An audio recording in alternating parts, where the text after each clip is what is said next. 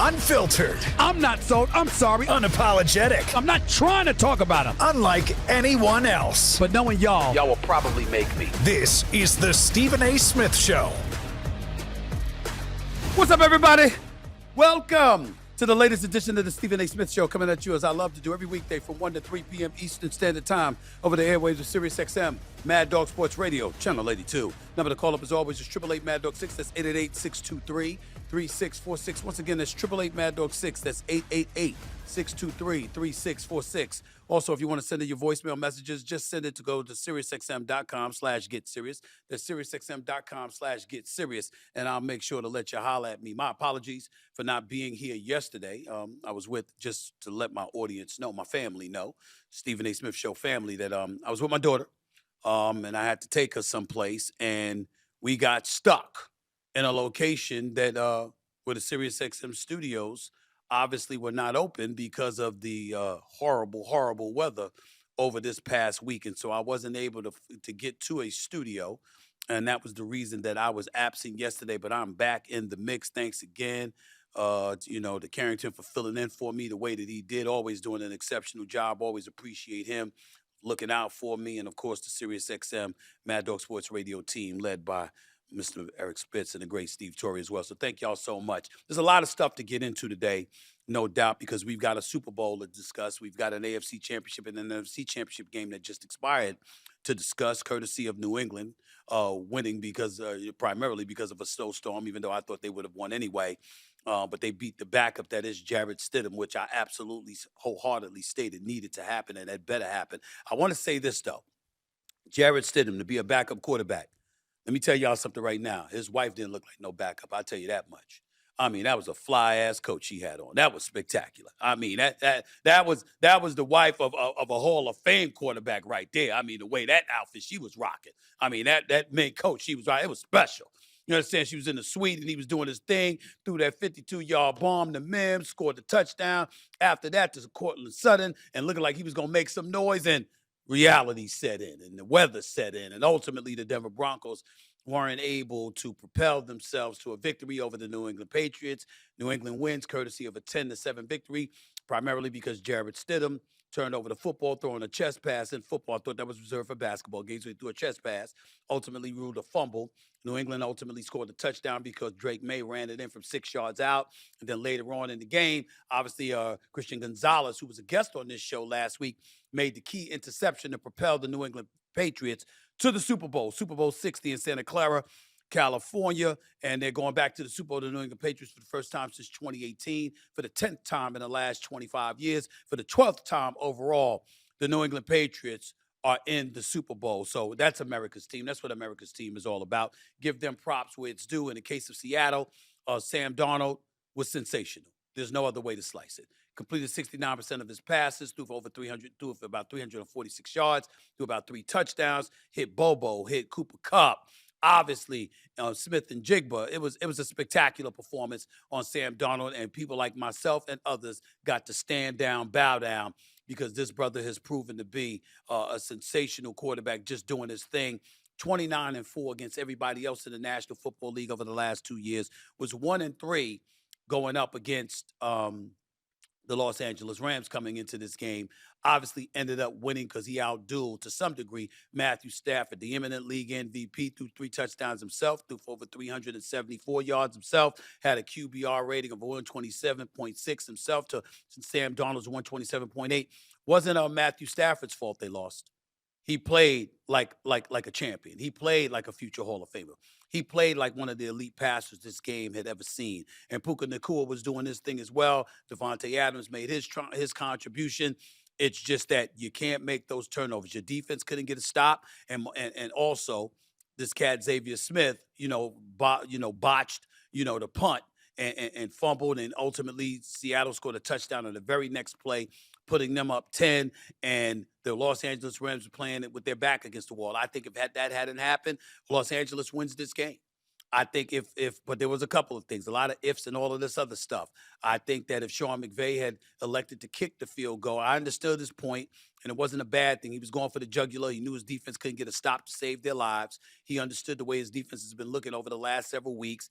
But I still believe if you're up if you're down 31-27 and you got an opportunity to hit a gimme shot to pull you within 31-30, there is a chance that you'll get the football back. Maybe Seattle would have driven downfield for at least a field goal, if not a touchdown, and then you would have had to score again. I understand that. But what if you had stopped them with a 31-30 lead and you had been in a position where all you needed was a field goal? Then that's Sam Darnold with Nakua and Devontae Adams and the crew that would have been in prime position in order to win this game. And then your tight end dropped that first down pass. So that was a problem in and of itself. In the end, I didn't think that Sean McVay called nearly as bad of a game as he called against Chicago. But nevertheless, it wasn't good enough. He came up short.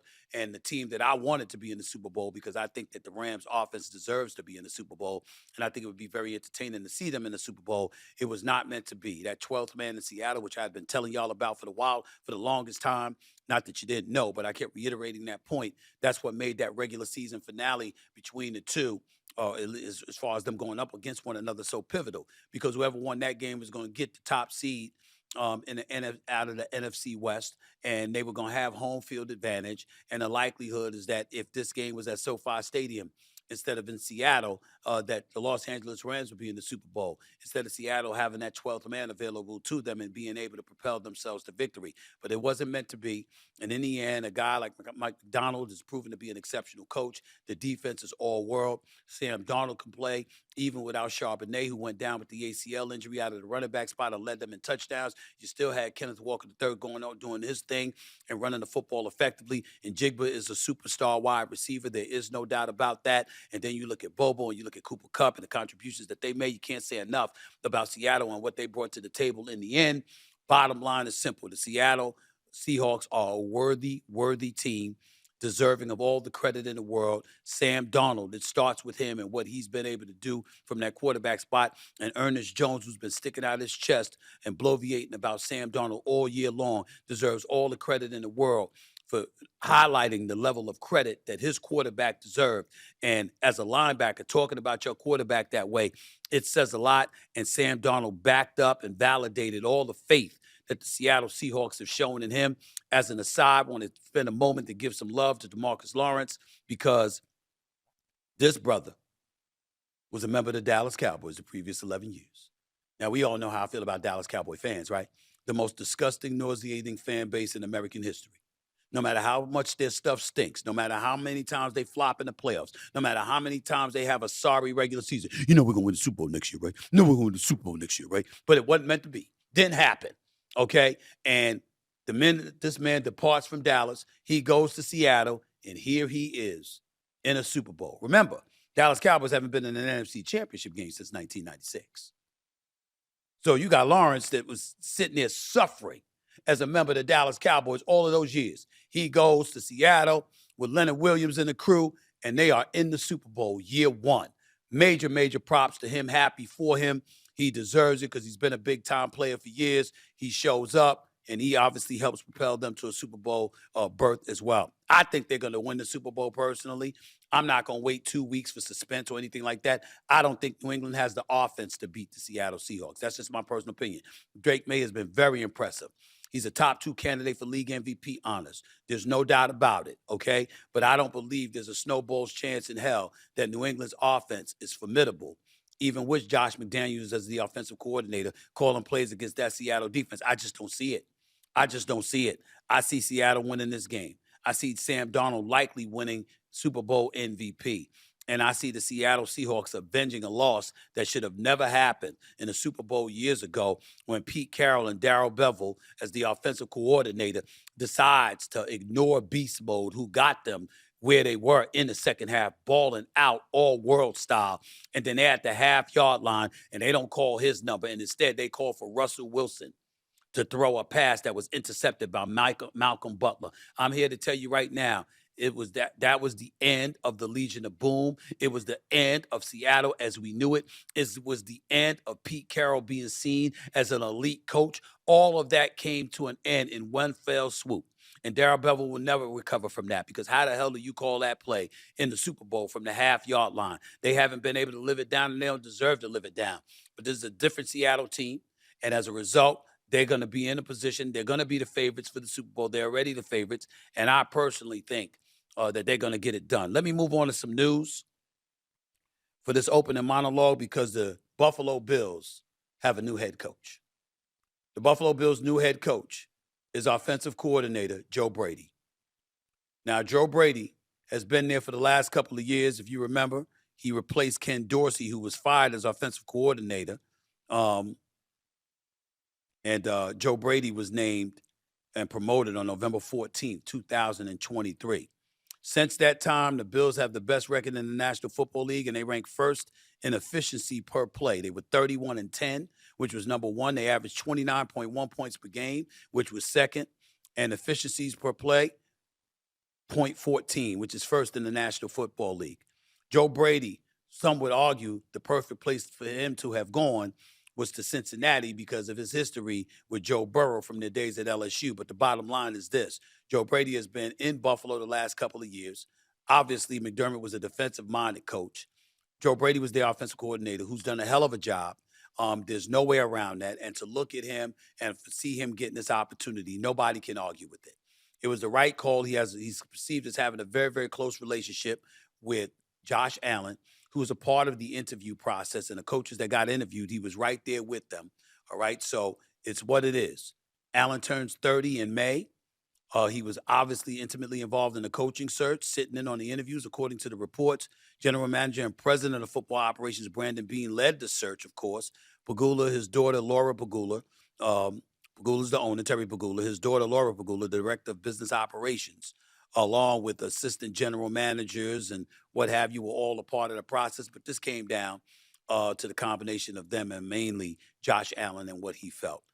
Because he's the face of the franchise. It's just that simple. And he's an absolute stud, and he needed to be involved in this mix. He has to improve his performances in the playoffs, no doubt about it. But let's not act like he shouldn't have been involved in the process, and let's not act like the wrong decision was made. The right decision was made. Joe Brady deserved to be the head coach, okay? Obviously, I don't feel that way about the Pittsburgh Steelers. Mike McCarthy is the new head coach of the Pittsburgh Steelers. And on behalf of Steeler Nation, I'm not moved. I'm not moved. We're not going to disrespect Mike McCarthy by using the word disgust. He doesn't deserve that. He's been a damn good coach in the National Football League. He's won 61% of his games. He's won a Super Bowl championship. He's coached his team to numerous berths to the NFC Championship game when he was with Green Bay with Aaron Rodgers as his coach. The problem is a few things. Number one, Mike McCarthy departed 2018 or so. And if you remember when he departed, there was talk about how his offense was a bit archaic. It was talked about Aaron Rodgers ignoring his plays, audibling at the line of scrimmage, etc. And essentially, the relationship was considered somewhat toxic because, according to the reports, Aaron Rodgers considered the play calling, quote unquote, low IQ. So that was problematic. He ends up losing his job in Green Bay. He ends up getting the job in Dallas. And they had some successful times in his 5 years there. Back to back 12-win-plus seasons, no doubt. But never got to a conference finals. Never got to the NFC Championship game with Dak Prescott as your quarterback. So my point is, you've coached Green Bay, you've coached Dallas. Now we're talking about the Pittsburgh Steelers. If Aaron Rodgers had lost faith in you, even though y'all relationship is pretty good now, and Dak Prescott was somebody that you couldn't get over the, you couldn't get him over the hump. Why the hell should the Pittsburgh Steelers believe in you? Meaning Steeler Nation. I mean, this is a lateral move. And then, he's 62. Ladies and gentlemen, they found Chuck Noll in his 30s. He was there for 23 years. They found Bill Cowher at age 35. He was there for 15 years. They found Mike Tomlin there at age 35. He was there for 19 years. I mean, come on. I'm looking at that and I'm saying to myself, you got to be kidding me. You got to be kidding me. That's 57 years they've had three coaches. In 57 years, catching them all in their 30s, building around them, having them as staples of the community, and you give us Mike McCarthy? Mike McCarthy. You ain't been in the Super Bowl since 2010. You had Aaron Rodgers and Dak Prescott. You couldn't get over the hump with them. We don't know what the hell's going to happen with Aaron Rodgers, whether he's going to continue to play at the age of 42. He turns 43 in December. Or whether or not he's going to do so, he's going to retire. And then to listen to the message from Art Rooney II, who basically is the chairman since 2017. He was the president before that, even though Dan Rooney was running the show as the chairman. I mean, there's nothing to write home about. But I felt that the quotes from Art Rooney II were egregious. I mean, did you see his quotes? I'm paraphrasing here. You know, we ain't worried about what people are thinking and what people are feeling. You'll see when the games get played. What are we going to see that we haven't seen from Mike McCarthy? What are we going to see with this Steelers roster? Defense hasn't been great. DK Metcalf is not your true number one. What are we going to see? I mean, this is just some nauseating stuff. And you're still a nation. You don't come watch them for free. You're a paying customer. You haven't won a playoff game since 2016. Steeler fans don't deserve better than this? From what Art Rooney II bloviated about? Like you're supposed to have faith in him? They're 0-6 since he's been running the team in the postseason. You got a GM in Omar Khan that's giving you a defense that spent over $160 million. $160 million. And they weren't that good. You let Pickens walk out the door and become a cowboy. What are we talking about here? What are we really talking about? So to me, I'm not happy about this at all. Let me be very clear about that. I'm not happy about this at all. I wasn't happy about college football staying with a 12-team playoff. I want them to go up to 16 to 20 teams personally, but that's a different story for later on in the show. But nothing ticked me off more than the Steelers and Art Rooney's statement were very dismissive of Steeler Nation. Very dismissive. What have you given them to really care about? Mike McCarthy is a damn good coach. You know what he's good enough to do? Keep you mediocre.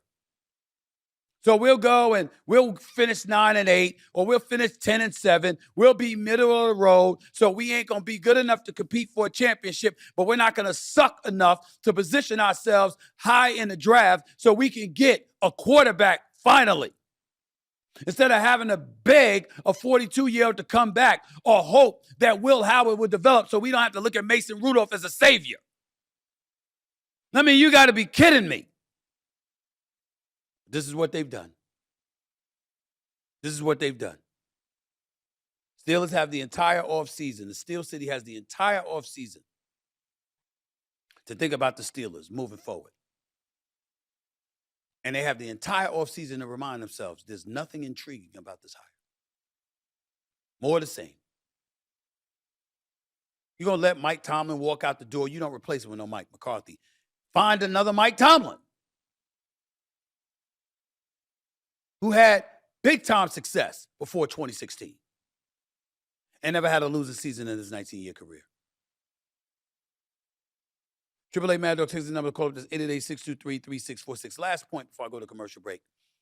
If you look on the list, NFL head coaches, there were 10 openings. 7 have been filled. The Giants hired John Harbaugh. The Dolphins hired Jeff Hafley, defensive coordinator out of Green Bay. The Titans hired Robert Saleh, Lebanese descent, defensive coordinator for the San Francisco 49ers, former head coach for the New York Jets. The Falcons hired former Cleveland Browns head coach Kevin Stefanski. The Ravens hired Jesse Minter. The Steelers, as you saw, were McCarthy. Minter used to be in Baltimore years ago before he departed and was serving as a defensive coordinator in the Chargers. And now you got McCarthy and now Joe Brady. Ladies and gentlemen, there's 3 hires to fill: Arizona, Cleveland, and Las Vegas.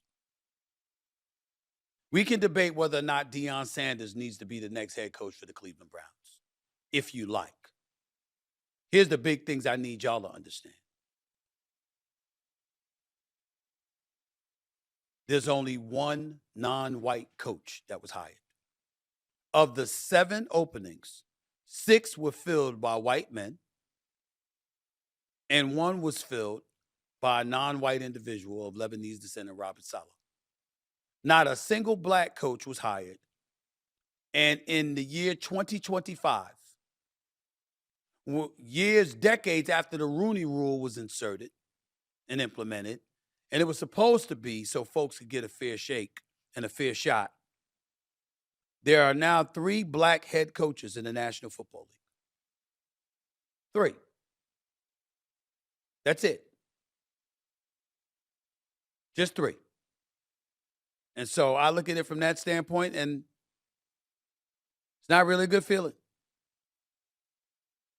Now, I know there's some people out there that's listening on the radio, and I just, recently heard somebody called up to complain to Sirius XM because I brought that up.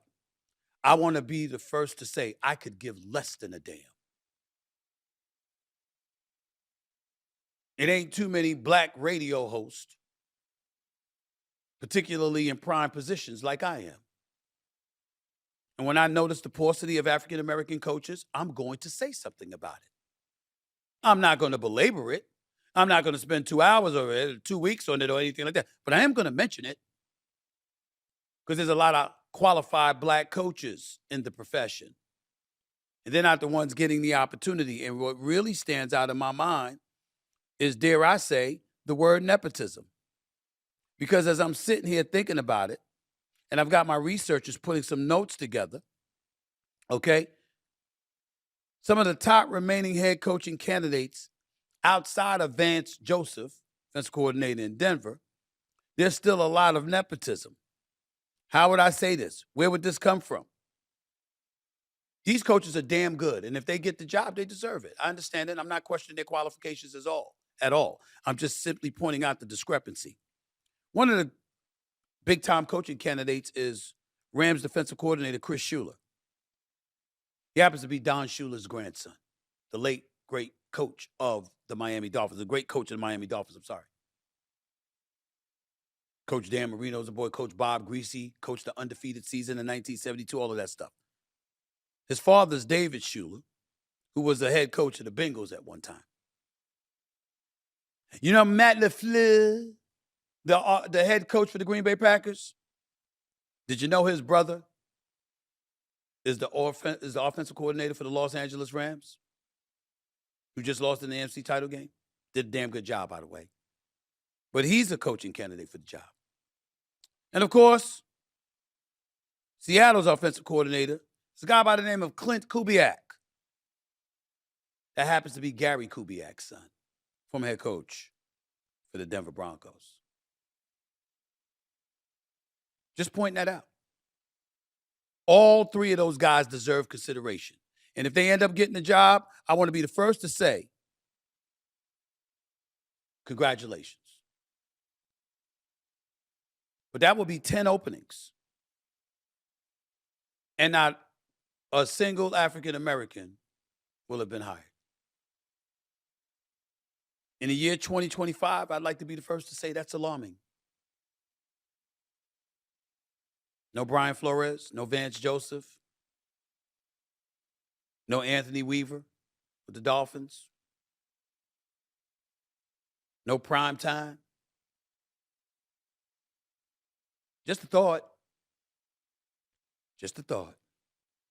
888 Mad Dog 6 is always the number to call up. That's 888-623-3646. You are listening live to the Stephen A. Smith Show, Sirius XM, Mad Dog Sports Radio. Please don't go away. Coming up, your phone calls, your voicemail messages, of course, but not before I have on my colleague at ESPN, former member of the New England Patriots, the one and only Jason McCourty, coming on to brag about his New England Patriots team going to Super Bowl 60. He's up next. Stick around, because I'll be getting to the phone shortly after. You're listening live to Stephen A.